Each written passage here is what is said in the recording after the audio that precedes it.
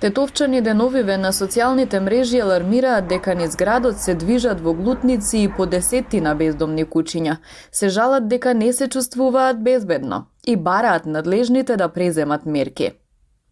За тие куќиња не се живи, право да ти кажем. Општина треба да земе мерки за тие, да му најде чаре. Стварно не е стара. Ја идем со чадор, ама тие кај се нападна 5-6, 50 има. Ти не можеш да се одбраниш. Има секаде.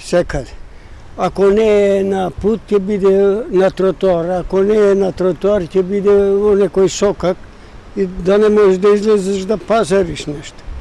Од општината велат дека секојдневно се носат куќиња од други населени места и дека нивни екипи, ако ги следат, не е едноставно да ги идентификуваат лицата кои ги носат. Тврдат дека договорот со Амос Шелтер за заловување 82 бездомни куќиња е испочитуван, а за понатамошни акции дополнително ќе се разговара. Имавме еден ваков договор со невладината организација Амос, таа ги направише своите работи и стигнавме до некаде, но не постигнавме целосно овој проблем да ја чистиме. Сега сме во институциите што во државно ниво, сме во контакт со нив. Согласно новиот правилник за одштета во општина Тетово, во процедура се 28 пријави за каснување од бездомни куќиња од почетокот на годинава.